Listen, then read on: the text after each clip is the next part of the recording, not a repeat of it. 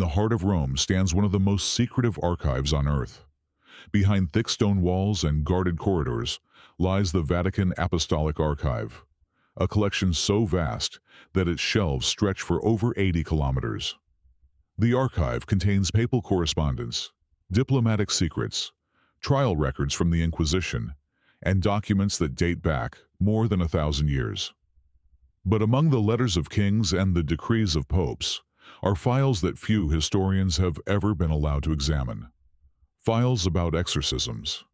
For centuries, Catholic priests have been required to document certain extraordinary cases in writing. These reports, sometimes handwritten, sometimes typed, describe encounters that the Church believed could not be explained by ordinary illness. The documents record disturbing details: people speaking languages they never learned, violent reactions to religious symbols, voices that seem to speak through the afflicted, and rituals performed late at night inside quiet churches. Each report followed a strict structure: names, dates, witnesses, observations. The Church treated these cases not as folklore, but as official incidents requiring investigation. Many of these records were sealed away for decades. Some remain inaccessible even today. The reason is simple. For most of modern history, the Catholic Church has walked a careful line between faith and skepticism. While the ritual of exorcism remained part of its official doctrine, the Vatican also knew that many supposed possessions were later explained by mental illness, neurological disorders, or hysteria. Yet the files kept accumulating. From 17th century monasteries in Italy to modern parishes in Europe and Latin America, priests continued to send reports to their bishops, describing cases that, in their view, defied medical explanation. By the late 20th century, the Vatican had quietly developed a system for dealing with such incidents. There were guidelines, specially appointed priests, even training programs, and somewhere within the Church's vast archives are the written traces of those encounters, reports that were never meant for public audiences.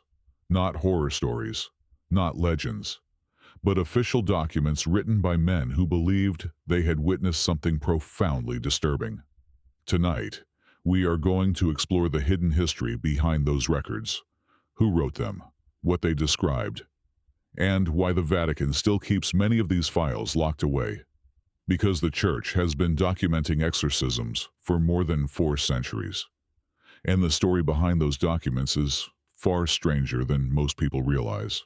For most of history, stories about demons and possession belong to folklore, superstition, and whispered village rumors. But inside the Catholic Church, exorcism was never treated as folklore. It was procedure.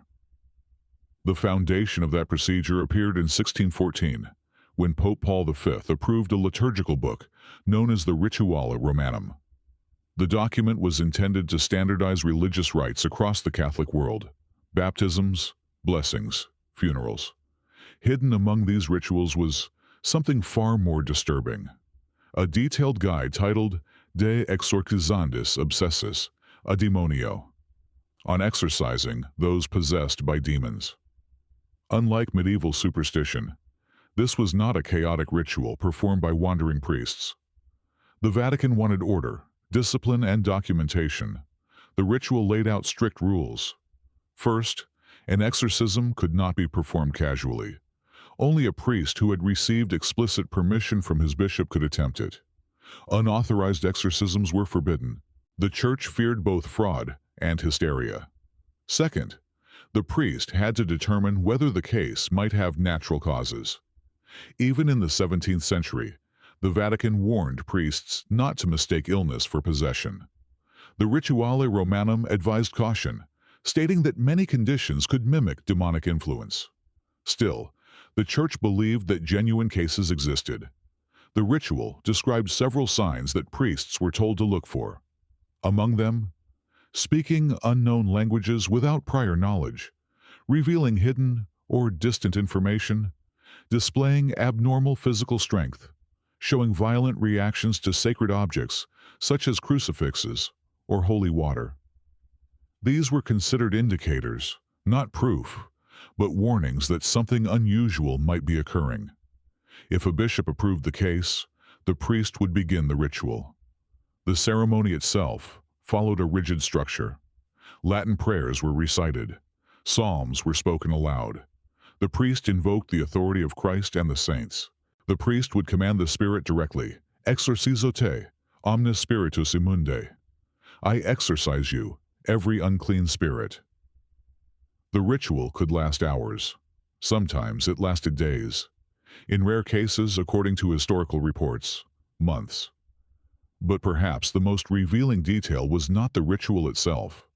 It was the paperwork. Catholic dioceses required priests to record the case. The reports often included the name and age of the afflicted person, the location of the ritual, witnesses present, physical or psychological symptoms, the reactions during prayers, the outcome of the ritual. These written reports were sent upward through the church hierarchy. Some remained in diocesan archives. Others eventually reached Rome. Over time, a quiet system emerged. Priests reported cases, bishops investigated them, and somewhere inside the Vatican, the records accumulated. For centuries, this process remained largely invisible to the outside world. Exorcisms were rarely discussed publicly. They were considered private pastoral matters. But the Church never abandoned the ritual. Even as science advanced, medicine evolved, and psychology developed, the Vatican continued to maintain that demonic possession, however rare, remained a possibility.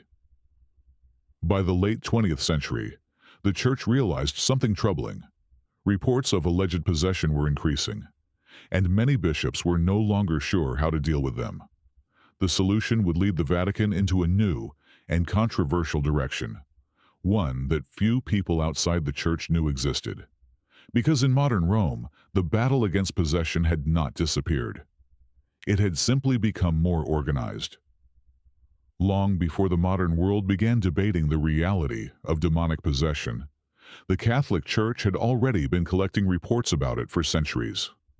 Unlike legends passed down through villages, the Church's cases were written down, cataloged, and preserved. Priests were expected to report unusual incidents to their bishops, who in turn maintained records inside diocesan archives. Over time, many of these reports traveled further to Rome. The Vatican Apostolic Archive, formerly known as the Vatican Secret Archive, holds one of the largest historical collections in the world. It contains documents dating back to the 8th century, including diplomatic letters, papal decrees, and records from the Roman Inquisition. Buried among those shelves are reports describing alleged cases of possession. Historians who have studied related church archives say these documents are rarely dramatic in tone. They are not written like horror stories. Instead, they resemble medical reports, dry, methodical, and surprisingly detailed. A typical report might begin with a description of the afflicted person, name, age, place of residence, occupation. Then come the symptoms.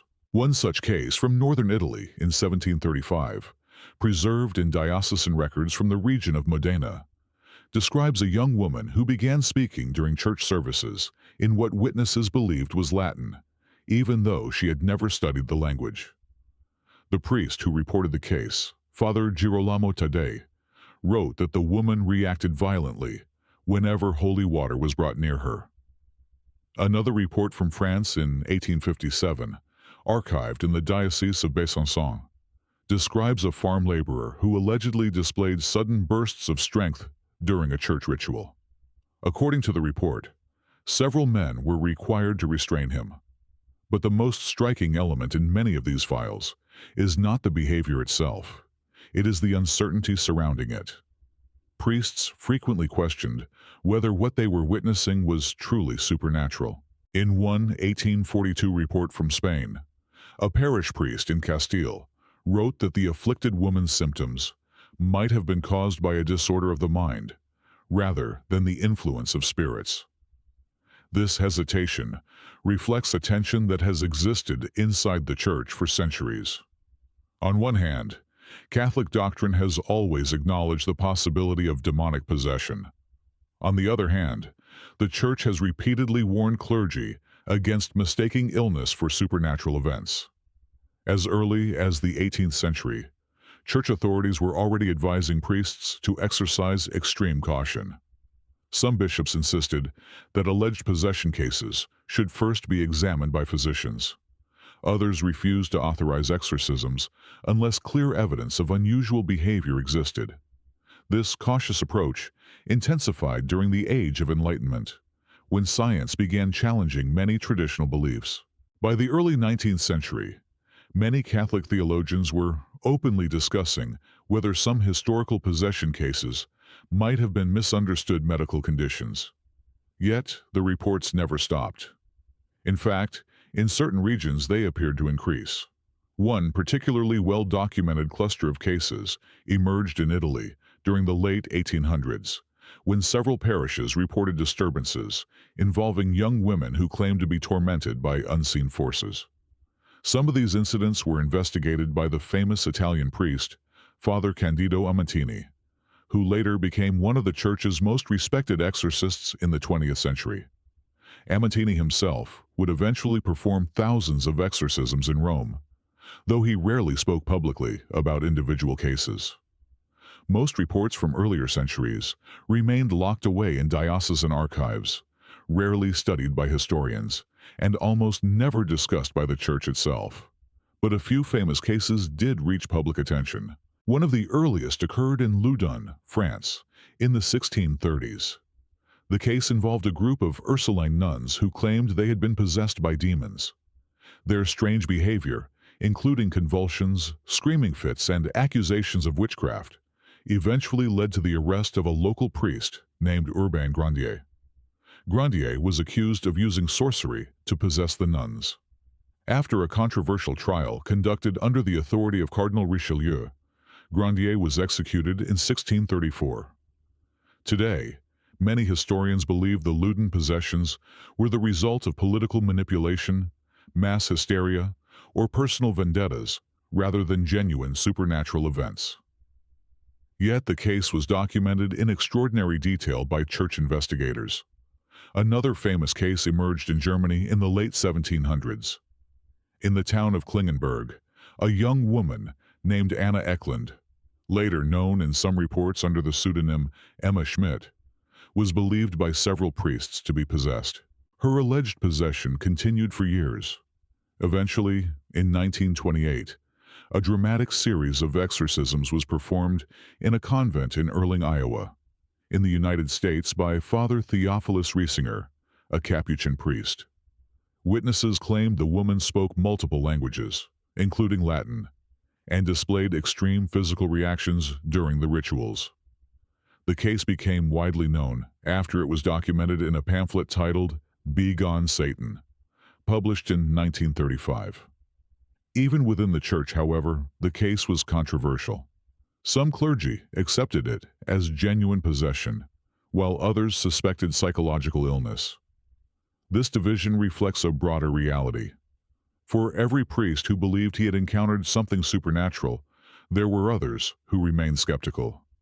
That skepticism grew even stronger during the 20th century, when psychiatry and neurology began offering explanations for behaviors that had once been attributed to spirits.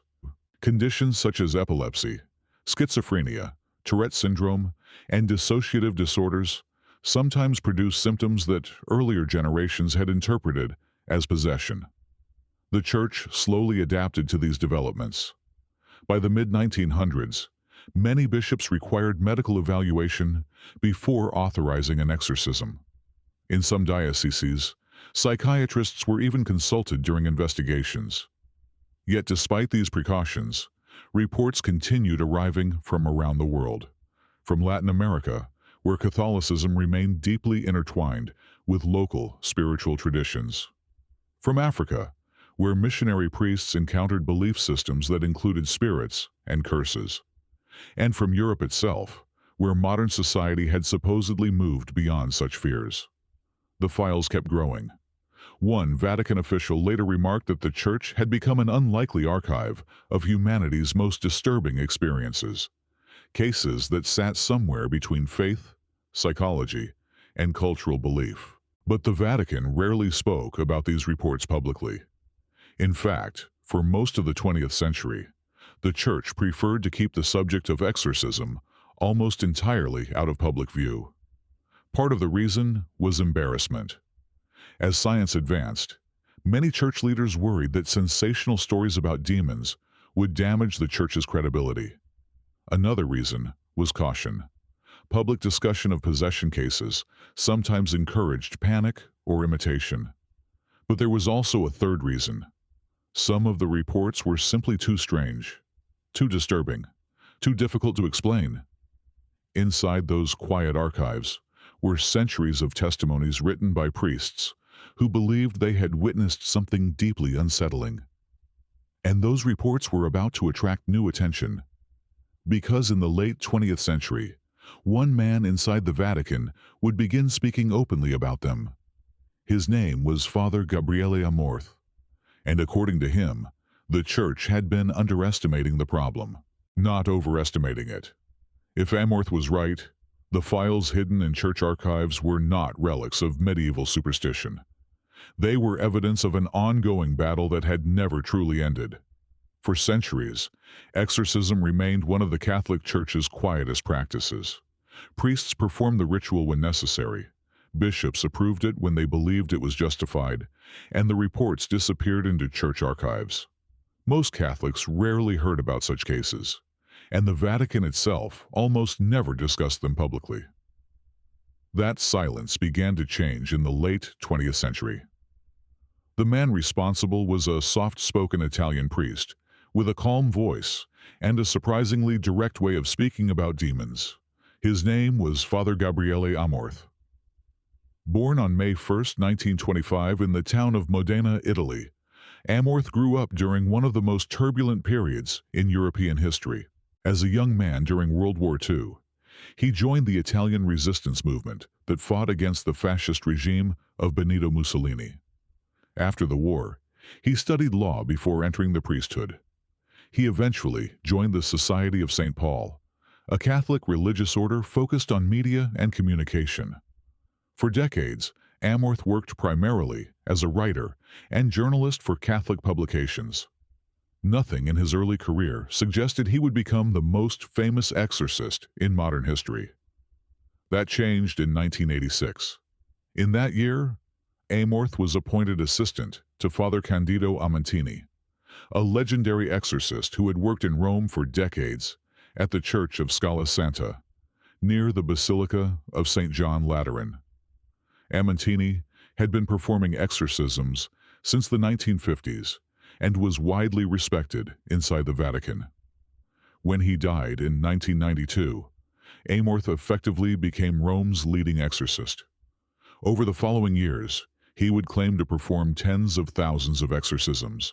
Amorth often clarified that many of these rituals were brief prayers, rather than dramatic confrontations. In his view, only a small percentage of cases involved what the Church considered genuine possession. But even those smaller numbers were startling. According to Amorth, he encountered several hundred cases he believed involved serious demonic influence. And unlike previous exorcists, he spoke about them publicly. In 1990, Amorth helped found the International Association of Exorcists, an organization intended to connect priests around the world who performed the ritual. The group was small at first. At the time, many dioceses had no trained exorcist at all. Some bishops were reluctant to appoint them, believing the practice belonged more to medieval history than to the modern church. Amorth strongly disagreed. In interviews and books, he argued that demonic activity had not disappeared. It had simply been ignored. His most famous book, An Exorcist Tells His Story, published in 1999, brought the secretive world of exorcists into public view for the first time in decades.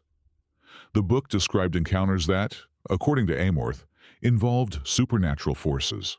Some of the cases he described included people who reportedly reacted violently to holy water, even when they believed it was ordinary water. Others involved individuals who allegedly spoke in languages they had never studied. In one interview, Amorth claimed that during certain rituals, the possessed person would suddenly reveal personal details about the priest performing the exorcism, information they had no normal way of knowing. To Amorth, these moments were evidence that something beyond psychology might be involved. But his statements were controversial. Many Catholic theologians, and even some clergy, worried that his comments made the church appear superstitious. Others argued that the cases he described could be explained by mental illness or suggestion. Yet Amorth never softened his position. He repeatedly warned that modern society had become dangerously naive about the idea of evil. In a widely quoted interview with the Italian newspaper La Repubblica in 2010, Amorth made a statement that shocked many readers. He claimed that the devil is present even in the Vatican. The remark triggered headlines around the world. Some interpreted it as a criticism of corruption within the church. Others believed he meant something more literal. Amorth later clarified that he was speaking spiritually, rather than accusing specific individuals. Still, the comment revealed how seriously he took the subject. By the early 2000s, Amorth had become the most recognizable exorcist in the world. Journalists from Europe, the United States, and Latin America sought interviews with him. Documentary filmmakers began exploring the subject of exorcism, often citing Amorth's work. Meanwhile, the number of reported possession cases seemed to be rising. At least, that was the perception among many clergy. Some priests believed the increase was linked to the growing popularity of occult practices, spiritualism, and Ouija boards, which Amorth frequently warned against. Others believed the explanation was simpler. As awareness of exorcism grew, more people began approaching priests asking for help. By the early 21st century, the Vatican quietly acknowledged that the Church needed more trained exorcists. In 2004, the Vatican formally recognized the International Association of Exorcists, giving the group official status within the Church. This move signaled something important. Despite centuries of skepticism, scientific progress, and internal debate, the Catholic Church had never abandoned the belief that demonic possession might still occur. But the growing attention surrounding Amorth also exposed the dangers of the subject, because not every case ended quietly. And in the 1970s, one exorcism in particular would shock Europe, provoke a criminal trial, and force the Vatican to reconsider how these rituals were performed. The case involved a young woman in Germany. Her name was Anneliese Michel, and her story would become one of the most disturbing exorcism cases in modern history. In the autumn of 1975, a quiet village in Bavaria, West Germany, became the center of one of the most controversial religious cases of the 20th century. The young woman at the center of it was Anneliese Michel. She was born on September 21, 1952, in the small town of Leibelfing, before her family later moved to Klingenberg am Main, a conservative Catholic community in southern Germany. Her upbringing was strict and deeply religious. Her parents attended church regularly, and Anneliese herself was known to be a serious and devout student. By all accounts, her early life seemed ordinary. That changed when she was 16 years old. In 1968, Anneliese suddenly collapsed at school and began experiencing violent convulsions. Doctors diagnosed her with temporal lobe epilepsy, a neurological condition that can cause seizures, hallucinations, and altered states of consciousness. She was prescribed medication and continued attending school. But the episodes did not stop. Over the next several years, her condition worsened. She began reporting terrifying experiences, hearing voices, seeing dark figures, and feeling as if something invisible was pressing down on her body at night. Doctors adjusted her medications, but nothing seemed to help. By 1973, Anneliese claimed the voices were telling her she was damned. She said they mocked her prayers. They told her she would burn in hell. Her behavior also began changing in disturbing ways. She refused to enter churches. She destroyed religious objects. She claimed that holy water burned her skin. Her family, deeply religious and increasingly desperate, began to believe that her condition might not be purely medical. Eventually, they contacted two Catholic priests. One of them was Father Ernst Alt, a young priest who had first met Anneliese in 1973. After observing her behavior, Alt became convinced that something beyond psychological illness might be involved. He later wrote that her reactions to religious symbols were unlike anything he had ever seen. Alt petitioned the local bishop, Bishop Josef Stangl of Würzburg, asking permission to perform an exorcism. For nearly 2 years, the church refused. But by 1975, Anneliese's condition had deteriorated so severely that the bishop finally authorized the ritual. 2 priests were assigned to perform it: Father Arnold Renz and Father Ernst Alt. The exorcisms began in September 1975. Over the next 10 months, the priests conducted 67 exorcism sessions, usually lasting several hours each. Most took place inside the Michel family home. During the rituals, the priests recorded audio tapes. Those tapes would later become some of the most chilling pieces of evidence in the entire case. On the recordings, Anneliese's voice sometimes shifts into deep, distorted tones. At times she screams, growls, or speaks in what the priests believed were multiple voices. According to the priests, the entity or entities inside her claimed to be several different demons. Among the names mentioned on the tapes were Lucifer, Judas Iscariot, Nero, and even Adolf Hitler today. Psychologists suggest these voices were likely manifestations of severe mental illness.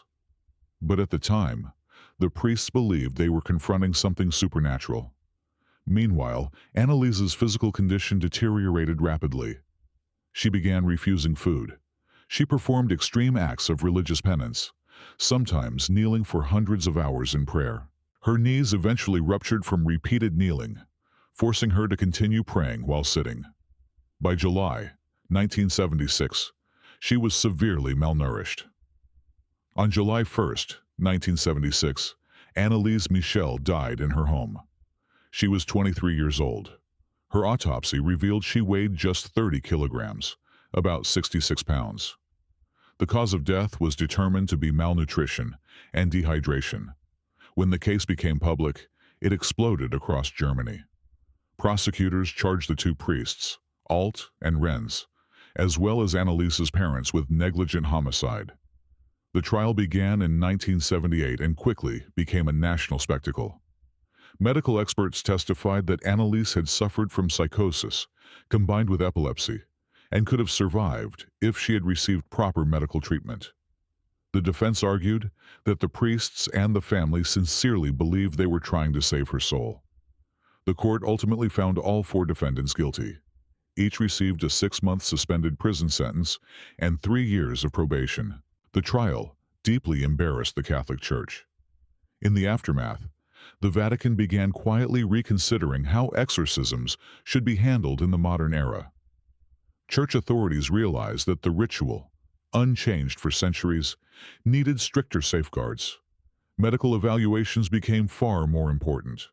Psychiatrists were increasingly consulted, and the Vatican began reviewing the ancient text that had governed exorcisms since the early 17th century. More than 380 years after it was first written, the Church decided the ritual itself needed to change. Because the next chapter of this story would not take place in a remote village. It would unfold in Rome, inside the Vatican itself. And it would lead to the first major rewrite of the Church's exorcism rules in modern history. For nearly 4 centuries, the Catholic Church relied on the same instructions for confronting what it believed could be demonic possession: the Ritual Romanum of 1614 had survived wars, revolutions, scientific discoveries, and dramatic cultural shifts. Entire generations of priests used the same Latin prayers and procedures that had been written during the early modern period. But by the late 20th century, the Church faced a growing problem. The world had changed. Psychiatry, neurology, and modern medicine now offered explanations for many conditions that earlier centuries had attributed to spirits. Doctors could diagnose disorders that medieval priests had never even imagined.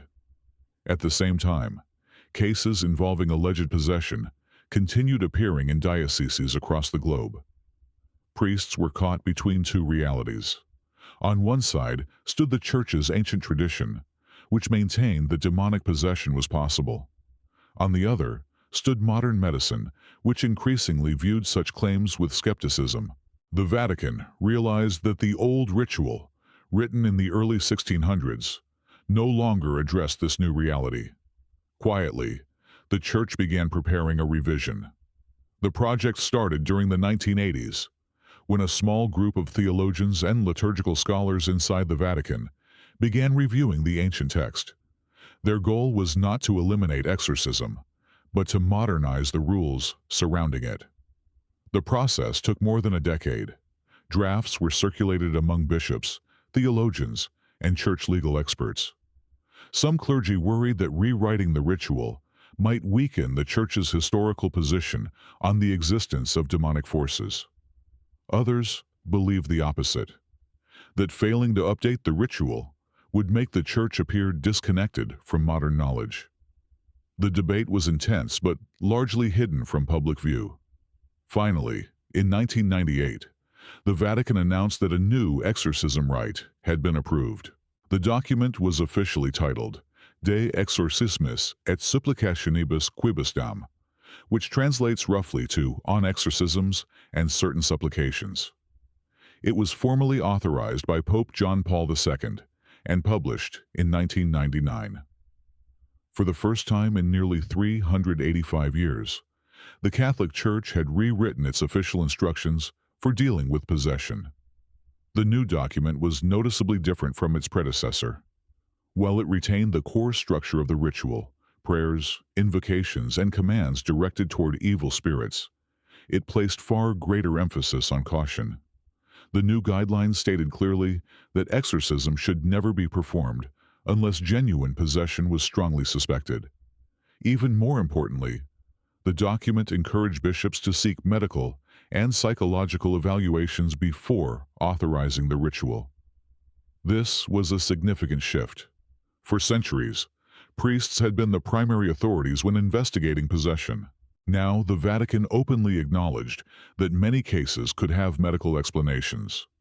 The new ritual even warned clergy about certain behaviors that could easily be misinterpreted. Symptoms such as hallucinations, extreme emotional distress, or unusual physical reactions might be caused by psychological disorders rather than supernatural forces. In other words, the Church was admitting something important. Not every possession case was real, but the ritual itself remained.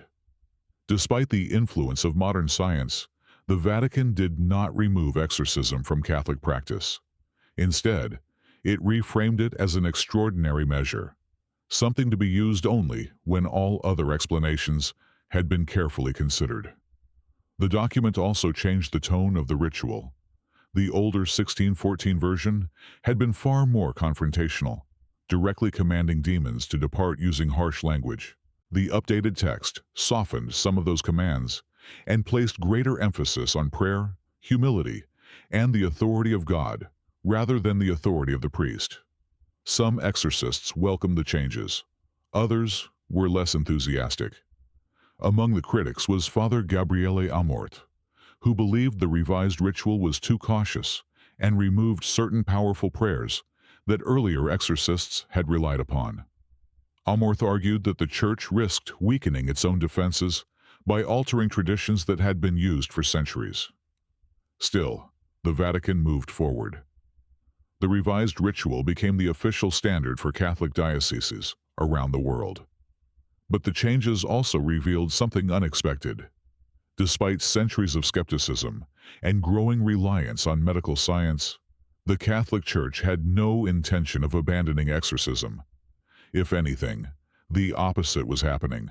By the early 2000s, reports of alleged possession were reaching bishops from regions across Europe, Africa, Latin America, and Asia. Some dioceses reported that priests were receiving dozens of requests every month from people who believed they were experiencing demonic influence. Many of those cases turned out to be psychological or emotional distress, but not all of them. At least, that was the view held by many of the Church's trained exorcists. As a result, the Vatican began quietly encouraging bishops to appoint more priests to handle such cases. A new generation of clergy needed training, not just in theology, but in psychology, in discernment, and in a ritual that the modern world often believed belonged only in horror films. The training would not take place in hidden monasteries or secret chapels.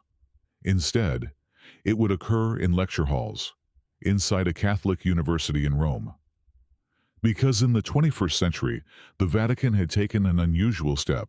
It had created something few people expected to exist: a school for exorcists.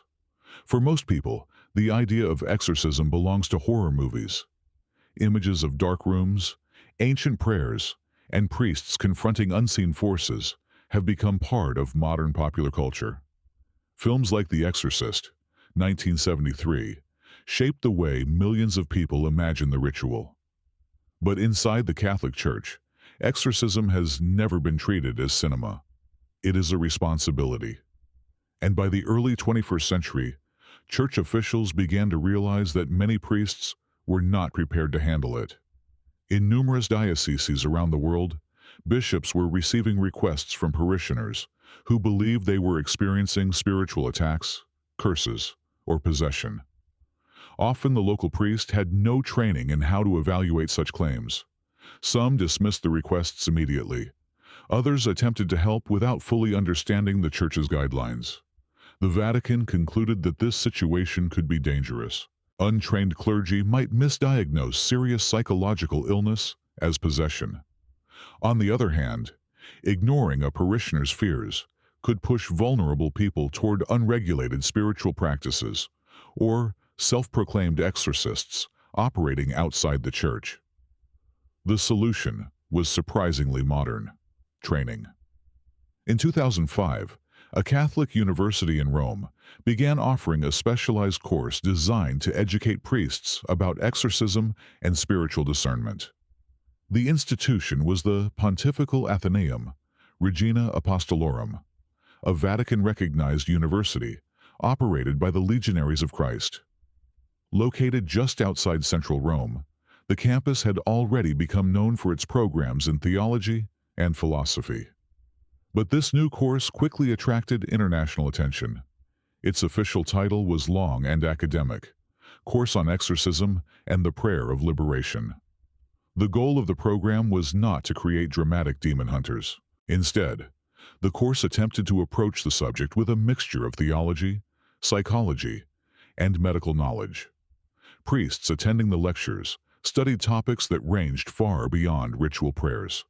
The curriculum included Catholic theology of evil, the history of exorcism within Christianity, psychological disorders that can mimic possession, psychiatric evaluation methods, pastoral care for people experiencing spiritual distress.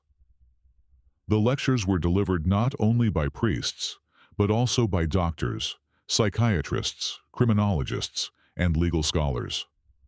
One of the course's organizers, Father Francesco Bamonte, himself an experienced Italian exorcist, explained that the goal was to help priests distinguish between genuine spiritual crises and medical conditions.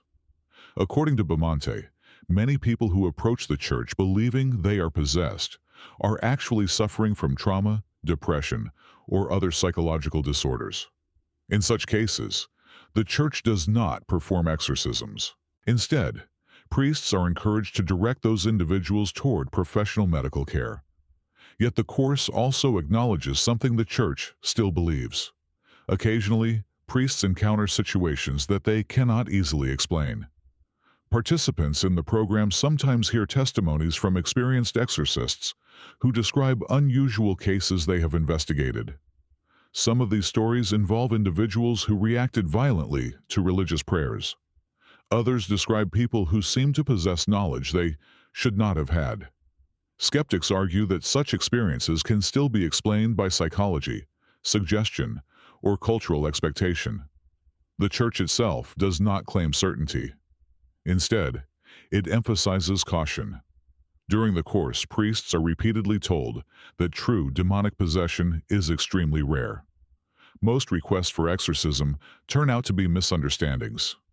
Nevertheless, the demand for trained exorcists has grown steadily. Each year, dozens of priests travel to Rome from countries across Europe, the Americas, Africa, and Asia to attend the program.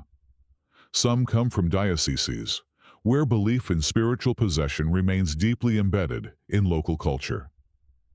In parts of Latin America, for example, Catholic priests sometimes encounter communities influenced by a mixture of Christian and traditional spiritual practices.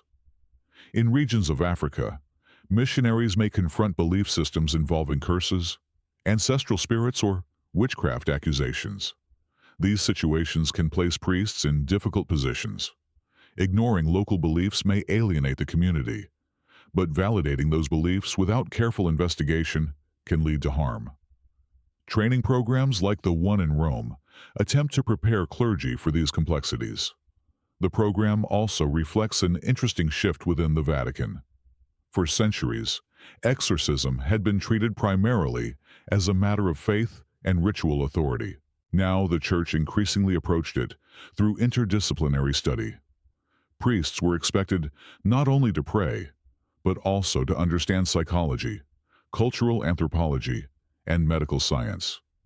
Despite the academic setting, however, the subject still carried an air of mystery.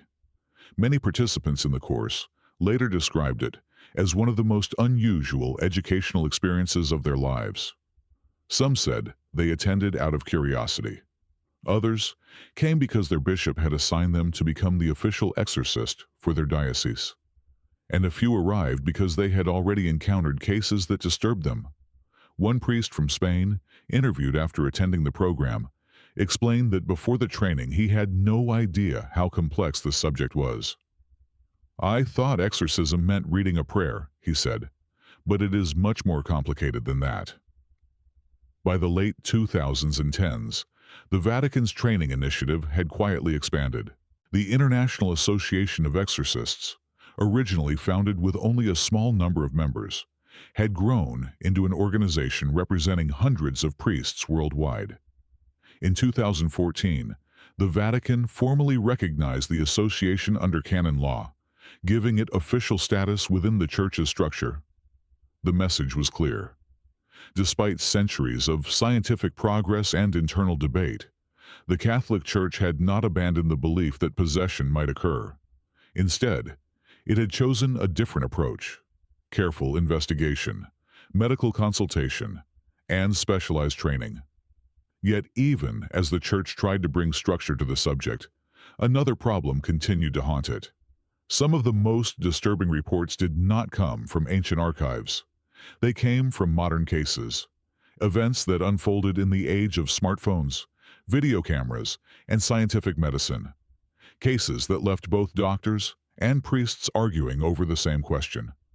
Was it psychological illness, cultural belief, or something far harder to explain? Because even today, the Vatican still receives reports that its investigators struggle to fully understand. And many of those cases remain hidden inside church records, files that few outsiders have ever seen. Despite modern medicine, psychology, and centuries of debate, reports of alleged possession have never completely disappeared.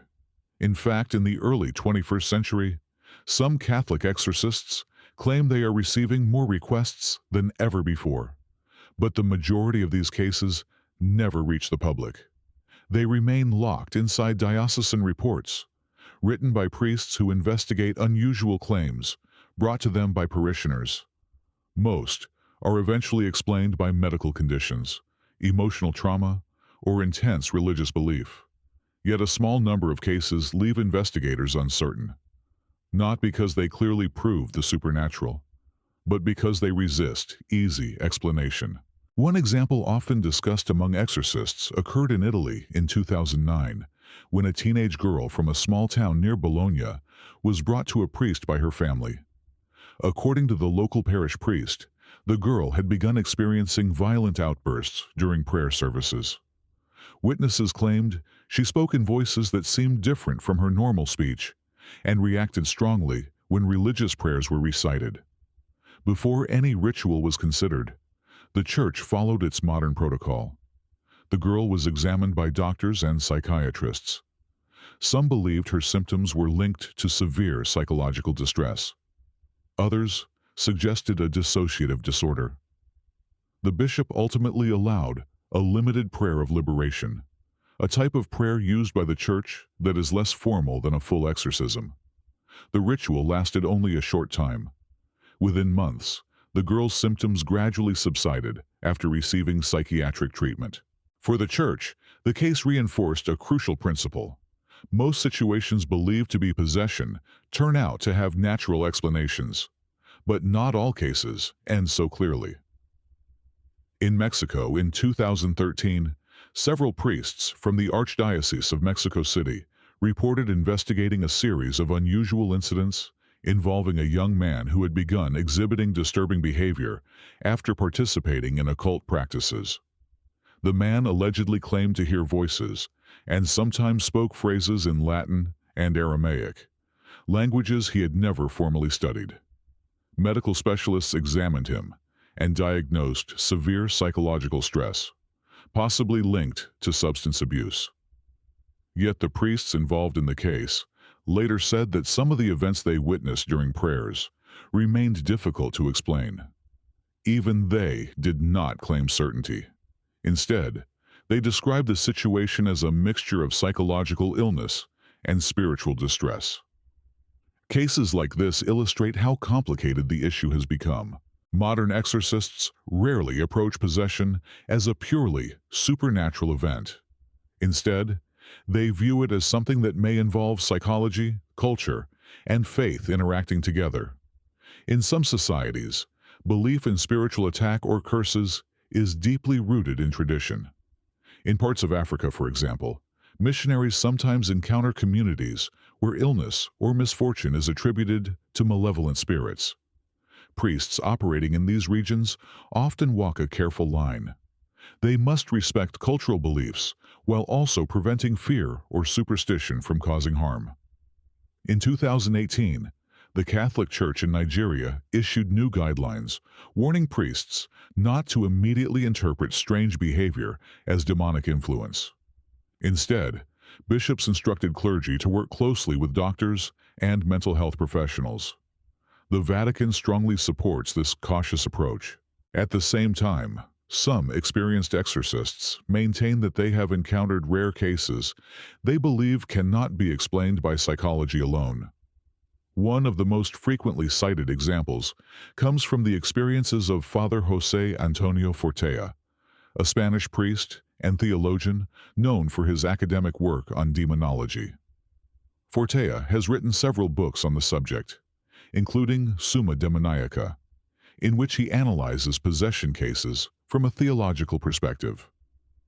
According to Fortea, many alleged possessions collapse under careful investigation, but he insists that a very small number of cases remain deeply puzzling even after medical evaluation.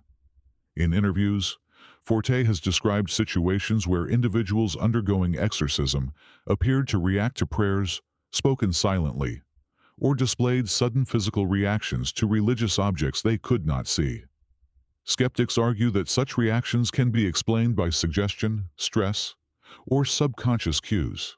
The Church itself does not claim to have definitive proof that possession occurs. Instead, it treats these rare cases as mysteries, requiring humility and caution. And perhaps that uncertainty explains why so many of these reports remain hidden. The Vatican rarely publishes detailed records of modern exorcism cases. Part of the reason is privacy. Individuals involved in such situations are often vulnerable, and the Church avoids turning their struggles into public spectacle. But there is another reason. Many of the reports raise questions that neither science nor religion can easily answer. What exactly causes the extreme behaviors sometimes described in possession cases? How much of it is shaped by culture and expectation? And how much might involve psychological processes that researchers still do not fully understand? The Church itself does not claim to have solved these questions. Instead, it continues documenting them, quietly, case by case, priest by priest, report by report. And somewhere, inside the Vatican's vast archives, among centuries of diplomatic letters and papal decrees, are files describing those encounters.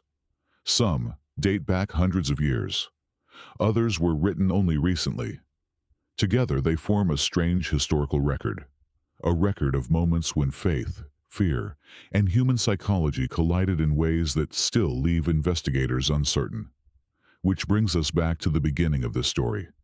Because for more than 400 years, the Catholic Church has kept records of these encounters.